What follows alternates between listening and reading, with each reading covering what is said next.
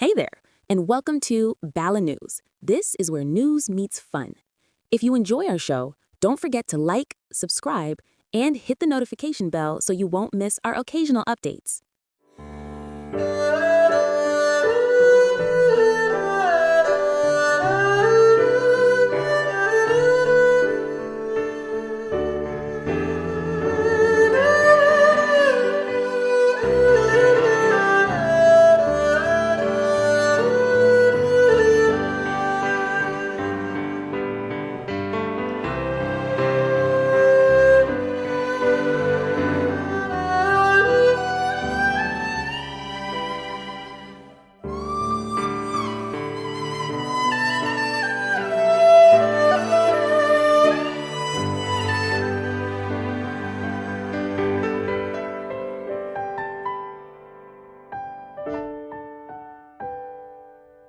Hey everyone, welcome back to our travel podcast.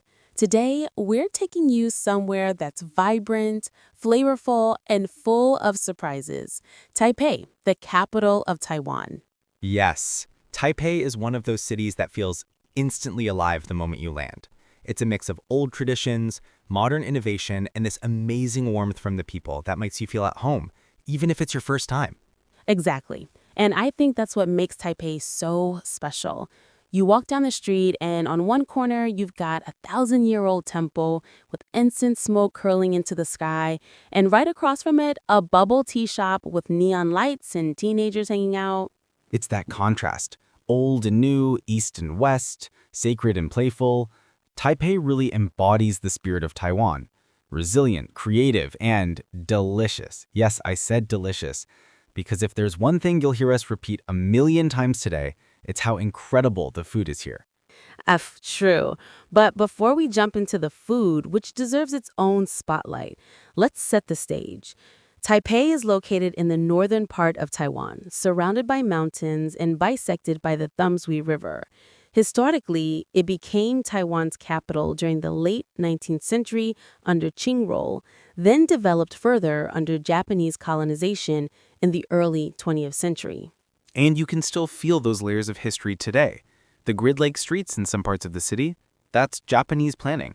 The shop houses in Daocheng, those come from the Qing Dynasty trade era. And then, of course, the modern skyscrapers, like Taipei 101, remind you that Taipei is also a global financial hub. I love that sense of time travel. You can be sipping oolong tea in a 100-year-old tea house in the morning, riding a high-speed elevator to the top of Taipei 101 in the afternoon, and ending your night in a karaoke bar with K-pop blaring. And let's not forget the people. Taipei locals are famously friendly. They'll go out of their way to help if you look lost, sometimes even walking you to your destination. And many speak at least a little English, especially younger folks, so it's really welcoming to international travelers. Absolutely. But I think part of Taipei's magic is that it doesn't feel like it's trying too hard to impress you. It's not Paris with its polished glamour or Tokyo with its hyper-organized perfection. Taipei is laid back, approachable, and real. Yes, it's a city that invites you to slow down and just enjoy the rhythm. You don't have to hit every tourist spot in one day. You can just wander into a neighborhood, grab a street snack, peek into a temple, and you've already had a perfect day. Speaking of rhythm, one thing you'll notice right away is the scooters. Oh my gosh, scooters are everywhere. The sound, the sight of hundreds of scooters waiting at a traffic light, all revving at once, it's like Taipei's heartbeat. It's iconic. And fun fact, Taiwan has one of the highest scooter densities in the world. For locals, scooters are more than transportation. They're a lifestyle. Families ride together, groceries drop to the back, even dogs wearing little helmets. Yes, the dog helmets are real and absolutely adorable. And speaking of adorable, Taipei has this quirky side that sneaks up on you, like themed cafes, cat cafes, alpaca cafes, even toilet-themed cafes. It shows the city doesn't take itself too seriously. That's the charm, but there's also a very serene side. Go just a little out of the city center and you're surrounded by nature. Hot springs in Baotou, hiking trails in Yangmingshan, tea plantations in Maokong. Taipei is urban, but it's never cut off from the mountains and greenery. It's like you get the best of both worlds, the buzz of the city and the calm of nature, all within a short metro ride. Honestly, it's one of the easiest cities to explore. The MRT system is clean, affordable, and air-conditioned, which is a blessing in Taipei's humid summers. Ah, yes. Let's talk about the weather, because that can shape your experience. Summers are hot and humid, with typhoon season around July to September. Winters are mild, rarely going below 10 degrees, but can feel chilly with the damp air. Spring and autumn are ideal, comfortable, breezy, and perfect for exploring. So if you're planning a trip, think March to May or October to November for that sweet spot. Plus, in spring, you get cherry blossoms in Yamianshan, and in autumn, the maple leaves start turning red. Taipei has its own subtle seasonal beauty. And of course, Taipei's skyline. You can't talk about first impressions without mentioning Taipei 101. It dominates the city.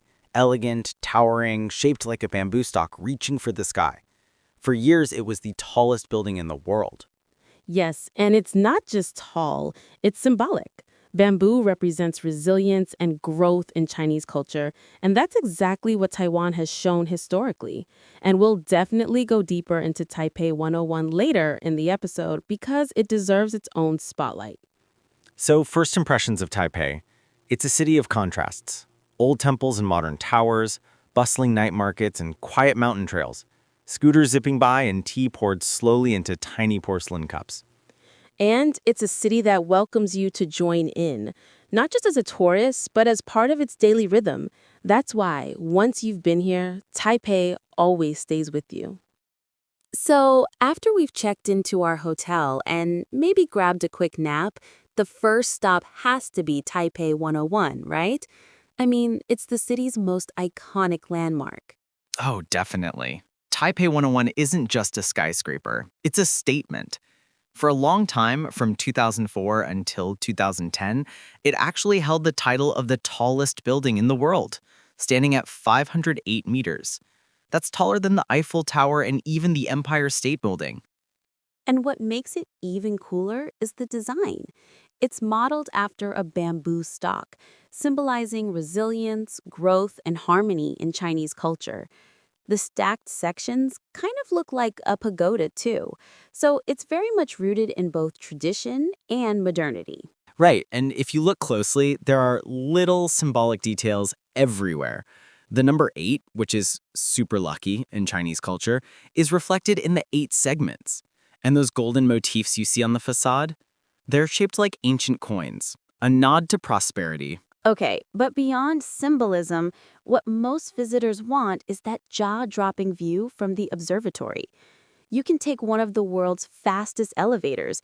It zooms you up to the 89th floor in just 37 seconds. Your ears might pop, but when those doors open, boom, you're staring out at the entire Taipei Basin. Mountains surrounding the city, and if the air is clear, you can see all the way to the coast. Pro tip: if you want the best experience, try to go up around late afternoon. That way you see the city in daylight, then stick around for sunset, and finally, watch Taipei light up at night. It's 3 views in 1 ticket. Nice. And inside, there's that giant tuned mass damper, a 660-ton golden sphere that stabilizes the building during earthquakes and typhoons. It's like an engineering marvel on display, and kids especially love it because it feels like some sci-fi gadget. Speaking of typhoons, Taipei 101 has actually survived some serious ones. It's built to withstand winds of up to 216 kilometers per hour and the strongest earthquakes. That's pretty reassuring when you're standing 400 meters above ground. Now, let's not forget about shopping. Taipei 101 Mall is luxury central. Gucci, Chanel, Louis Vuitton, all the big names are there. But even if you're not buying anything, it's worth strolling around for the architecture and the occasional art installation. True, but if you're a foodie, the real highlight is the food court in the basement. It's legendary. You can find everything from Michelin-rated dumplings at Tai Fung, their original branch is actually nearby, to bubble tea, sushi, and even Taiwanese snacks like scallion pancakes and beef noodles. Tai Fung is practically a pilgrimage, right? Their soup dumplings or xiaolongbao are world famous. And if you order, say, 10 dumplings, the staff will line them up in perfect uniformity, each weighing exactly 21 grams with 18 folds. That's serious craftsmanship. And here's a tip. If you don't want to wait in line at the main branch, the Taipei 101 Din Tai Fung is a great alternative. You'll still get the same quality, but usually with a shorter wait if you go at off-peak hours. So to sum it up, Taipei 101 isn't just about the view. It's a whole package. Symbolism, architecture, shopping, food, and even science with that tuned mass damper. Definitely a must on any Taipei itinerary. Absolutely. And the cool part is once you're done, you're already in the heart of Xinyi District, which is Taipei's modern downtown. Skyscrapers, bars, nightclubs, it's where the city stays awake. We'll definitely come back to nightlife later, but for now, let's rewind history a bit. After seeing Taipei 101, I think we need to balance it out with something older, more traditional. Exactly. And for that, nothing beats Longsan Temple. So after being blown away by the futuristic vibe of Taipei 101, I think it's time to slow down and step into something more spiritual, Longsan Temple. Oh, yes. Longsan Temple is like stepping into another world. It's located in Wanhua District, which is actually one of the oldest neighborhoods in Taipei. The temple itself dates back to 1738, built by settlers from Fujian, China, who brought their faith and traditions with them. That's nearly 300 years ago. And what's amazing is that the temple has survived earthquakes, fires, and even bombings during World War II. It's been rebuilt and restored multiple times, but it still stands as the beating spiritual heart of the city. And the architecture is breathtaking. You've got these sweeping dragon-adorned roofs, intricate wood carvings, stone lions guarding the entrance, and gorgeous lanterns. Every corner tells a story. The detailing is so fine that you could spend hours just looking at the beams and brackets. And when you walk in, you're immediately hit by the smell of incense. Locals come here daily to pray, not just for religious devotion, but for everyday concerns. Students pray for good exam scores, business people for prosperity, couples for love, families for health. And it's not just one deity. Longsan Temple is like a spiritual marketplace. The main hall is dedicated to Guanyin, the goddess of mercy, but you'll also find shrines to Matsu, protector of sailors, Wenchang Dijun, the patron of scholars, and even Wei Lao, the old man under the moon, who's kind of like the Chinese Cupid. So if you're single and looking for love, you'll probably see people offering prayers to Wei Lao. Sometimes you'll even notice red strings tied around statues. That's connected to the legend of the red thread of fate. And let's not forget about divination blocks, also known as moon blocks or drabe. Visitors can toss these crescent-shaped wooden blocks to get yes or no answers from the gods. It's fascinating to watch. It feels both playful and deeply serious at the same time. What I love about Longsan Temple is how it blends into the rhythm of the city. You'll see grandmas chanting, businessmen in suits lighting incense on their lunch break, and tourists snapping photos, all coexisting in the same sacred space. Exactly. And the evenings are especially magical. When the lanterns glow and the chanting starts, the temple feels almost suspended in time. Even though outside the gates, modern Taipei keeps buzzing. Exactly. And after visiting the temple, you're right in the neighborhood of Bopi Historic Block. That area is a preserved street dating back to the Qing Dynasty with old brick houses and wooden structures. It's like a mini time capsule that it shows you what Taipei used to look like. Plus, Wanhua is also famous for its night market scene.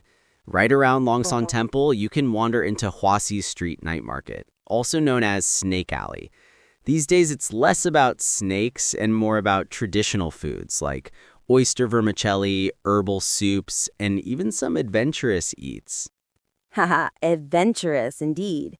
But if you want something a little friendlier, you can also find stalls selling dumplings, grilled squid, and sweet treats like ayu jelly or peanut ice cream rolls. So here's a pro tip. Visit Longsan Temple in the late afternoon, soak in the atmosphere, then head into the nearby streets for dinner at the night market. That way you get both the spiritual and culinary sides of Taipei in one go. It's that perfect mix of old and new, sacred and everyday. Taipei is so good at balancing contrast like that. Which makes me think, after we've explored the spiritual heart of Taipei, maybe we should check out the city's intellectual and cultural heart next. You mean the National Palace Museum? Exactly. The treasure trove of Chinese art and history. All right, so we've done the skyscrapers, we've done the temples. Now it's time for a deep dive into culture. And nothing represents that better than the National Palace Museum in Taipei. Absolutely. If Taipei 101 is the symbol of modern Taiwan, the National Palace Museum is the symbol of its connection to Chinese heritage. And we're not just talking about a handful of artifacts. This museum has nearly 700,000 pieces in its collection. Yeah, and most of those pieces came from the Forbidden City in Beijing. During the Chinese Civil War, the nationalist government evacuated the most precious parts of the imperial collection and brought them to Taiwan. That's why Taipei's National Palace Museum is sometimes referred to as the other Forbidden City. Exactly. And the collection spans over 8,000 years of Chinese history, from the Neolithic age all the way to the late Qing dynasty. So when you step inside, it feels like you're walking through millennia of art and craftsmanship. Let's highlight a couple of the superstar artifacts that you absolutely cannot miss. The first one has to be the jadeite cabbage. Ah, yes, the most famous vegetable in Taiwan that you can't actually eat. It's this exquisite piece of jade carved into the shape of a cabbage head with tiny insects, a grasshopper and a kitty-cat, hidden in the leaves. And here's the fun part. The jade stone itself had natural green and white streaks. The artist used those natural colors to create the effect of cabbage leaves. It's both realistic and symbolic because in Chinese culture, cabbage, by Tai, is a homophone for hundred wealth. So it represents prosperity and fertility. And then its counterpart, the meat-shaped stone. At first glance, it looks like a piece of braised pork belly, layers of fat and lean meat with soy sauce glaze. But in reality, it's a chunk of banded jasper stone carved and stained to mimic real food. These two, the cabbage and the pork, are like the rock stars of the museum. People literally line up to take selfies with them. But beyond those Instagram favorites, the museum is filled with incredible treasures. For example, ancient bronze vessels used for rituals during the Shang and Zhou dynasties. Some of them have inscriptions that are among the earliest forms of Chinese writing. And then there's the calligraphy and painting collection. You've got masterpieces by artists like Wen Jiqi and Zhao Mengfu. The brushwork is so delicate, it feels alive even after centuries. One of my personal favorites is the scroll painting along the river during the Qingming Festival. It's basically a snapshot of daily life in ancient China, with tiny figures, bustling markets, and boats on the river. It's like a historical version of Where's Waldo? Exactly, and it's interactive in a way. You can spend hours just following the tiny details of what people were doing. Now, let's talk about the building itself. The museum is located in Shilin District, surrounded by lush green hills. The architecture is grand, inspired by traditional Chinese palaces with sweeping roofs and golden tiles. And here's a travel tip. The museum can get crowded, especially on weekends. So it's best to go early in the morning or in the evening since it has extended hours on certain days. Also, they rotate exhibits every few months. Because there's so many treasures, only a small fraction is displayed at any given time. Right, so even if you visit multiple times, you'll likely see something new each time. And for those who want to go deeper, the museum offers excellent multimedia guides and sometimes special exhibitions that focus on themes like jade, ceramics, or calligraphy. Speaking of ceramics, some of the porcelain pieces here are mind-blowing. Think of the famous blue and white Ming Dynasty porcelain. Perfectly glazed, delicate, but durable. These were luxury items that traveled the world through trade. Another pro tip, after exploring the exhibits, take a break at the museum's Silk's Palace restaurant. They serve dishes inspired by the artifacts, like a pork belly dish that looks like the meat-shaped stone, or a dessert shaped like the jadeite cabbage. It's a playful way to connect food with history. I love that. You get to taste the art, in a sense. And of course, don't skip the gift shop. They have some really beautiful reproductions and design items. So, in summary, the National Palace Museum isn't just for history buffs. It's for anyone who wants to connect with the depth and artistry of Chinese civilization. It really gives you a sense of how Taipei is a guardian of cultural heritage. Exactly. And after being indoors, surrounded by treasures, I think it's time to step outside again and explore another side of Taipei, one that's full of nature and panoramic views. You're hinting at Elephant Mountain, aren't you? You got it. Let's lace up our sneakers and head to the trails. All right, after diving deep into history at the National Palace Museum, I think it's time for some fresh air. And when you're in Taipei, one of the best ways to see the city is by hiking up Elephant Mountain, or Shangshan.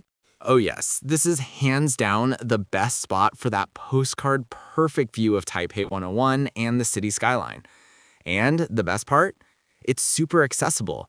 The trailhead is just a few minutes walk from Shangchuan MRT station, right in the middle of the city. That's what's amazing about Taipei. You can be in a bustling urban area, hop on the MRT, and suddenly you're climbing a lush green hill with a view of the entire metropolis. The hike itself isn't very long. It's about 20 to 30 minutes to reach the first viewing platform. But don't be fooled, those stairs are no joke. They're steep and will get your heart pumping. True, you'll definitely break a sweat, but trust me, it's worth it. At the top, you get this panoramic view where Taipei 101 looks like it's right in front of you, surrounded by a sea of buildings with the mountains framing the background. And the best times to go are either early morning or late afternoon. Early mornings give you peace and cooler air, while late afternoons let you catch the sunset and then watch the city light up at night. I personally love the sunset option. There's something magical about watching the sky turn pink and orange with Taipei 101 slowly lighting up in the dusk. It feels like the city is transforming before your eyes. And for photographers, this is heaven. There are these famous boulders at the top known as the Six Giant Rocks, where people climb up to get dramatic shots of themselves with the skyline.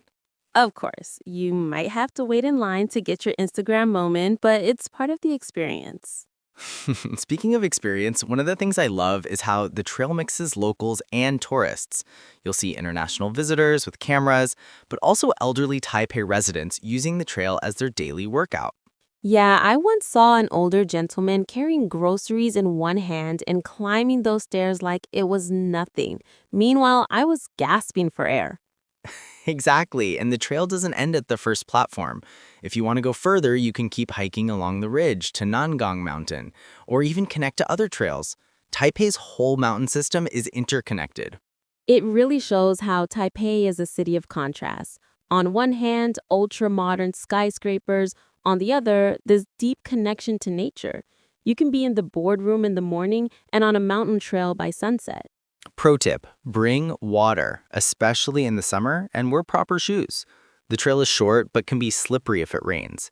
And if you plan to stay for night views, bring a small flashlight for the way down. Good point. And if hiking isn't your thing, but you still want great views, Taipei has some rooftop bars and observation decks.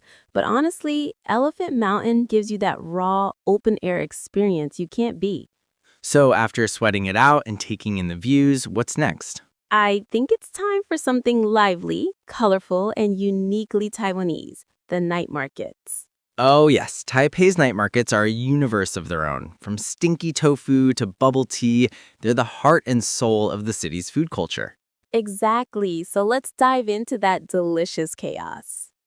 Okay, so after catching those epic city views from Elephant Mountain, it's only fair that we reward ourselves with food.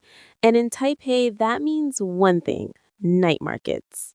Oh yes, if Taipei had a heartbeat, it would probably be found in its night markets. They're loud, colorful, chaotic, but in the best way possible. It's where you feel the pulse of the city. And there's not just one. Taipei has several famous night markets, each with its own vibe. The most legendary one is Shilin Night Market. Shilin is huge. It's like a maze of food stalls, game booths, and little shops. You can easily spend hours there just eating your way through. Exactly. One must try there is the giant fried chicken cutlet, crispy, bigger than your face, and seasoned with your choice of flavors. Then there's Taiwanese sausage, sweet and savory, often served with raw garlic. And of course, bubble tea. Sure, you can get it anywhere in the world now, but drinking it in Taiwan just hits differently. The pearls are chewier, the tea is stronger, and it feels authentic. Another dish I love is oyster omelet. It's this gooey, savory dish with oysters, eggs, and a starchy batter topped with a sweet chili sauce. It's one of those things that might look strange at first, but it's a classic. And then there's the notorious stinky tofu. Love it or hate it, it's a rite of passage. The smell can be overwhelming, but the taste is surprisingly mild. Crispy on the outside, soft inside, usually served with pickled cabbage. I'll admit, I avoided it on my first trip, but once I tried it, I actually liked it. It's like blue cheese, an acquired taste. Exactly, and if you want something sweet, try mango shaved ice. A mountain of shaved ice topped with fresh mango chunks, syrup, and sometimes a scoop of ice cream. Perfect for cooling down on a humid Taipei night. And now, Shilin might be the most famous, but my personal favorite is Raho Night Market. It's smaller, but it has this really cozy atmosphere, starting right at the ornate temple gate. And the star dish there is the pepper bun, or hu jiao ping. It's a crispy bun stuffed with pork and green onions baked in a clay oven. The line is always long, but it's worth every bite. Then there's Ningxia Night Market, known for more traditional Taiwanese snacks like taro balls, sesame chicken skewers, and fried squid. It feels a bit more old school. The thing about night markets is that they're not just about food. They're about people watching, the energy, the games where you can shoot balloons or scoop goldfish. It's a community gathering space. Right, it's almost like a carnival. Families come out together, teenagers hang out, tourists explore. It's this vibrant social hub. And here's a practical tip. Go hungry. Seriously, don't eat dinner beforehand. Just show up and graze your way through the stalls. Also, bring cash. Most stalls don't take cards. And if you're not sure what something is, don't be shy to ask and point and ask. Vendors are used to curious foreigners. One more tip. If you're traveling with friends, order one of each dish and share. That way you can try more things without exploding. Wise advice. And I think what makes Taipei's night markets so special is that they capture the soul of Taiwanese hospitality. People are warm, welcoming, and eager to share their food culture with you. Totally. Eating at a night market isn't just a meal, it's an adventure. So, after stuffing ourselves with fried chicken, oyster omelets, and shaved ice, maybe it's time to burn some calories by exploring more of Taipei's cultural side. Absolutely. How about we talk about Chiang Kai-shek Memorial Hall next? It's another landmark that blends history, politics, and architecture. Sounds like a plan. Let's take the MRT up north and soak in some steamy mineral baths. So, after a night of indulgence at the night markets, let's shift gears to something a little more serious, but equally iconic. The Chiang Kai-shek Memorial Hall. Yeah, this place is hard to miss. It's one of Taipei's most recognizable landmarks, this massive white building with a blue octagonal roof, standing at the end of a huge plaza. Exactly. The hall was built in memory of Chiang Kai-shek, the former leader of the Republic of China. Construction began after his death in 1975, and it was completed in 1980. Architecturally, it's fascinating. The white walls symbolize purity, the blue tiles symbolize freedom, and the octagonal shape represents the number 8, which is considered auspicious in Chinese culture. To reach the hall, you climb 89 steps, one for each year of Chiang's life. At the top, inside the main chamber, there's a giant bronze statue of Chiang Kai-shek, seated and solemn, kind of like the Lincoln Memorial in Washington, D.C. And if you time it right, you can see the changing of the guard ceremony. It happens every hour and is quite the performance. Precision marching, synchronized rifle twirling, it's really impressive. Beyond the hall itself, the surrounding plaza, Liberty Square, is just as important. It's flanked by the National Theater and National Concert Hall, two beautiful, traditional Chinese-style buildings. And Liberty Square has become a symbolic space for Taiwan's modern history. Over the years, it's hosted political rallies, protests, cultural festivals. It's really a gathering place for the people. That's a good point. For example, the Wild Lily student movement in 1990, which pushed for democratic reforms, was centered here. So the square isn't just a pretty photo spot, it's tied deeply to Taiwan's journey toward democracy. Exactly, and that's something visitors might not realize at first. They come for the architecture, but end up learning a lot about Taiwan's identity and political history. One fun fact, the official name of the hall was actually changed in 2007 to the National Taiwan Democracy Memorial Hall as part of a political debate about Chiang's legacy. But the original name, Chiang Kai-shek Memorial Hall, is still commonly used. And honestly, that back and forth reflects Taiwan's complex history, how it balances honoring the past with shaping a modern democratic identity. On a lighter note, the plaza is also a great place for people watching. You'll see families flying kites, kids on rollerblades, and sometimes groups practicing Tai Chi or even K-pop dance routines. I remember once walking through at night and seeing the buildings beautifully lit up. The reflection in the pond was stunning. It felt serene, even though it's in the middle of the city. Oh yes, definitely worth visiting at different times of the day. Daytime for the ceremony and nighttime for the atmosphere. Travel tip, wear comfortable shoes. The plaza is huge and you'll be doing a lot of walking. After all the city buzz, shopping, and temples, I think travelers need to slow down a bit. Absolutely. And Taipei has the perfect escape without even leaving the city. Hot springs. You mean Beito, right? Exactly. Beito is Taipei's hot spring paradise, tucked into the northern hills near Yangmingshan. It's just a 30-minute MRT ride from downtown. But once you step out, it feels like a mountain resort town. The whole area smells faintly of sulfur, doesn't it? Yes, that's the volcanic hot spring signature. But once you get used to it, it's actually quite relaxing. Beito has such an interesting backstory. The Japanese introduced modern hot spring culture here in the late 19th century. They built bathhouses, inns, and even a hot spring museum. Right. The Beito Hot Spring Museum is actually housed in a former Japanese bathhouse. Inside, you can see old wooden tubs, learn how geishas once entertained guests, and discover how hot springs shaped the district's identity. And then there's the Thermal Valley. Locals call it Hell Valley. Yes! Imagine a natural pool of boiling turquoise water with steam rising dramatically into the air. The temperature can reach almost 100 degrees Celsius. So obviously you can't bathe there, but it's an amazing sight. Walking around Beito, you see so many hot spring resorts. Some are luxurious, like the ones with private stone baths overlooking gardens. Others are public bathhouses where locals soak together. The public baths are fascinating. They often have different pools with varying temperatures, say 38 degrees, 42 degrees, and a cold plunge. People rotate between them, chatting with strangers. It's very much a community ritual, not just individual relaxation. And hot springs aren't only about bathing.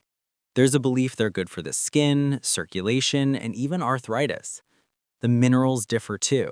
Sulfur, iron, radium, all said to have different health benefits. For travelers, I'd recommend staying overnight in Beito. Many hotels let you soak in private hot spring tubs right in your room. Or combine it with a hike in Yangmingshan National Park. Imagine trekking past fumaroles and then returning to soak your tired legs. And don't forget the cultural touches. Some resorts serve traditional multi-course meals alongside the baths, turning it into a full retreat experience. Even if you don't stay overnight, a day trip is easy. MRT to Shinbito, stroll through the parks, visit the museum, peek into Hell Valley, and end with a soak. Exactly. It's like hitting pause on the city without really leaving Taipei. And that, I think, shows another side of Taipei, relaxation culture. It's not all fast-paced scooters and night markets. Sometimes it's about slowing down, breathing in the steam, and just being present.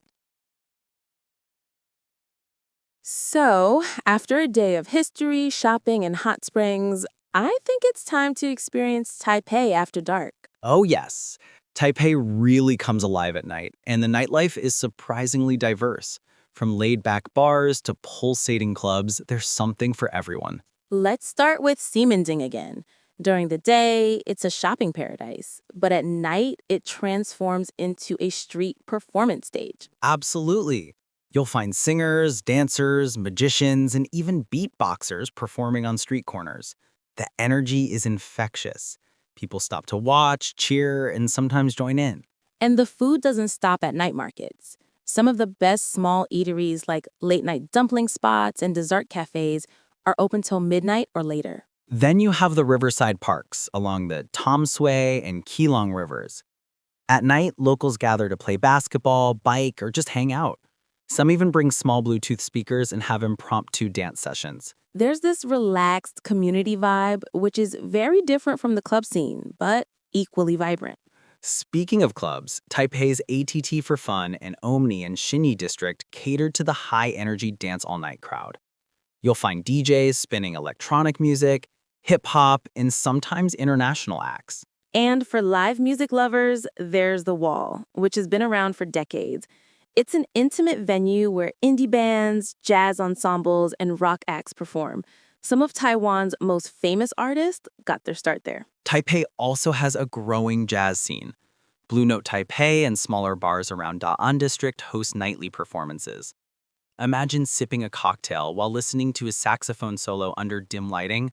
It's pure magic. For those who love karaoke, Taipei has KTV spots everywhere. It's a staple of local nightlife, whether you're singing in a private room with friends or participating in small competitions. And here's a tip, Taipei nightlife is incredibly safe. People leave their scooters unlocked outside, small alleys are well lit, and you rarely feel threatened. It's a city where you can fully enjoy the night without constant worry. Another interesting aspect is the rooftop bars. Places like Frank Taipei or Wu Bar offer stunning views of Taipei 101 lit up at night. Pair that with a cocktail, and it's one of the most Instagram-worthy experiences. And it's fascinating how nightlife blends with culture here. So, in some clubs or cafes, you might stumble upon local indie bands experimenting with electronic sounds mixed with traditional instruments. That's right. Taipei is not just copying global trends. It's creating its own unique vibe. Nightlife here is a fusion of local creativity, international influence, and community energy. One more tip for travelers, if you want a truly local experience, skip the tourist-heavy spots for a night and head to Tonghua Night Market or small Da'an District bars. You'll see how Taipei locals unwind after work. And don't forget to sample nighttime street snacks along the way. Even if you had dinner, a quick bite of grilled squid, peanut ice cream rolls, or shaved ice just adds to the adventure. Exactly. In Taipei, the night is full of contrasts. Chill river walks, buzzing streets, thumping clubs, and soulful jazz, all in one compact and lively city. And that, I think, is what makes Taipei unforgettable. Day or night, there's a rhythm to the city that keeps you engaged and curious. All right, we've covered a lot today. Temples, Taipei 101, museums, Elephant Mountain, night markets, hot springs, shopping, and nightlife. Before we sign off, I think it's helpful to give some practical travel tips for anyone planning their own Taipei adventure. Great idea. First and foremost, the MRT system is your best friend. It's clean, efficient, and easy to navigate. Almost all major attractions are accessible by MRT. Yes, and if you're staying for a few days, get an Easy Card. It's rechargeable and works for MRT, buses, and even some taxis. You just tap and go, no need to fumble for coins. Next tip, cash is king in Taipei. While bigger stores and department stores accept credit cards, many street vendors, night markets, and small eateries are cash only. Also, language isn't much of a barrier, but learning a few Mandarin phrases or having a translation app is helpful. Most young people can speak some English, but signage is mostly bilingual in tourist areas. Another tip, pack for the weather. Taipei is subtropical, so summers are hot and humid, while winters are mild but can be damp. Lightweight clothes, an umbrella, and comfortable walking shoes are essential. And don't underestimate walking. Many attractions are within walking distance of each other, like Chiang Kai-shek Memorial Hall and nearby parks, or Ximending and Red House. For food lovers, come hungry. Pace yourself and share dishes. Taipei food portions are generous, and night markets are perfect for grazing. Safety tip: Taipei is very safe, but usual city precautions apply. Watch your belongings in crowded places and be mindful of scooters when crossing streets. For culture buffs, plan ahead for museums and temples. Some popular spots like the National Palace Museum and Longshan Temple can get crowded, so morning visits are ideal. And don't be afraid to explore side streets and neighborhoods. Some of the most charming experiences, hidden cafes, boutique shops, murals, are found off the beaten path. Finally, embrace the local rhythm. Taipei blends tradition with modernity, and the city has a slower, friendlier side, even amidst the hustle. Whether it's sipping tea in a quiet cafe, soaking in a hot spring, or chatting with a night market vendor, take the time to soak it all in. Exactly. The magic of Taipei isn't just in the sights. It's in the experiences, flavors, and energy of the city. So, to recap, Taipei offers something for everyone. History, culture, food, shopping, nature, and nightlife. It's a city where the past and present coexist seamlessly, and every corner has a story. And that wraps up our Taipei Adventure podcast. We hope listeners feel inspired, informed, and maybe even a little hungry. If you enjoyed this journey through Taipei, don't forget to like, subscribe, and share the podcast. And remember, whether you're wandering night markets, hiking mountains, or soaking in hot springs, Taipei always has more to discover. Thanks for joining us, and we'll see you on the next travel adventure. Bye for now.